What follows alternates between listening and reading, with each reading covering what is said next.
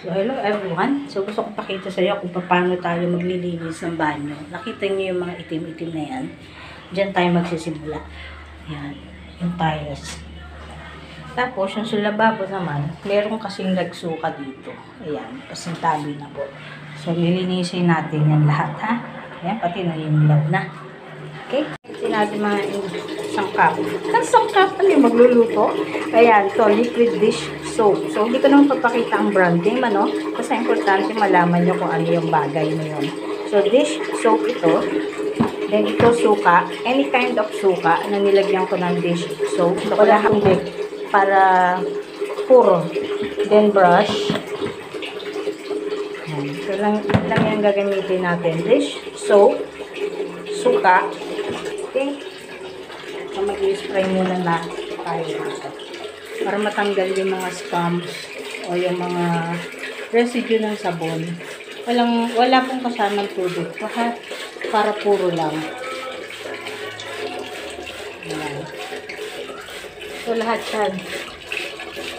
Buong CR. Kahit suka lang to, medyo matapang pa rin ang amoy nito.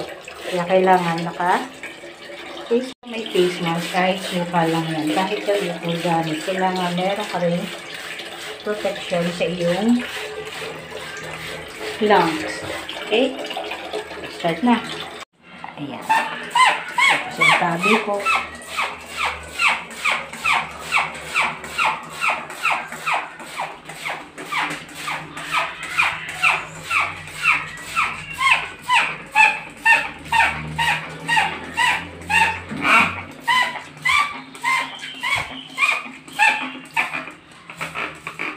Okay. Oh, ito ang ating suka, no? Ilalagay natin dyan. Ibad lang natin yung toilet bowl. Ayan, oh. Wala na. Diba? Malinis na.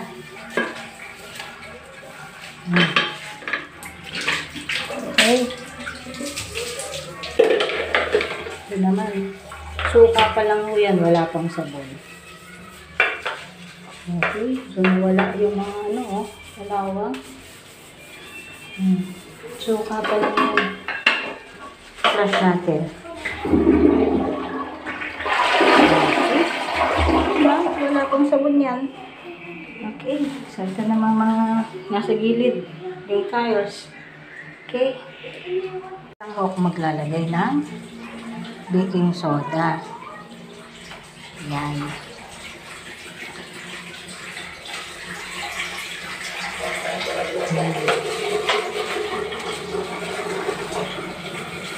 Natin yan.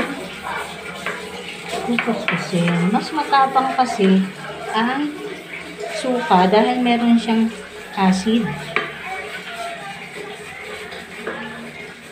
So, itong baking soda, ibababad ko rito para pumuti. So, uunahin muna natin gamitin ang suka. No?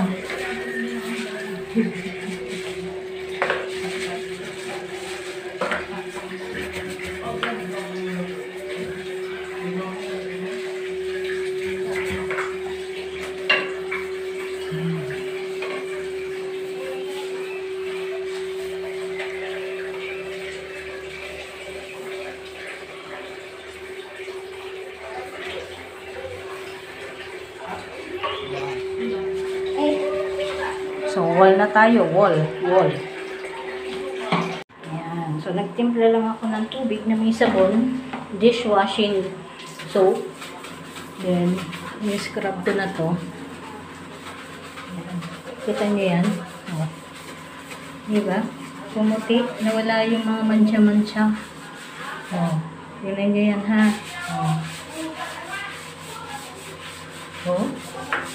Pumuputi siya, effective talaga. Suka muna guys, bago baking soda.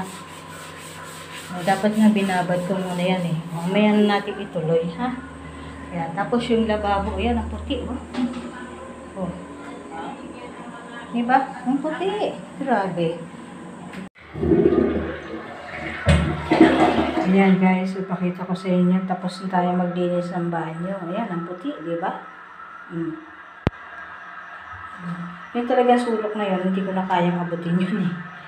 Ayan o. So, nakatulong talaga yung suka sa pagpaputi ng mga tiles. Pero, may mga part na hindi ko kasi naibabad yung matagal eh. Pero kung overnight ko ibababad dyan sa suka, posible na matanggal siya. Okay, so nawala yung paninilaw oh. So, malinis siya talaga. Maganda ang suka. Suka muna una yung gamitin sa kanyo. Kahit wala ng baking soda, suka lang eh. Ayan o. So, malinis na yung floor. Okay? Thank you for watching.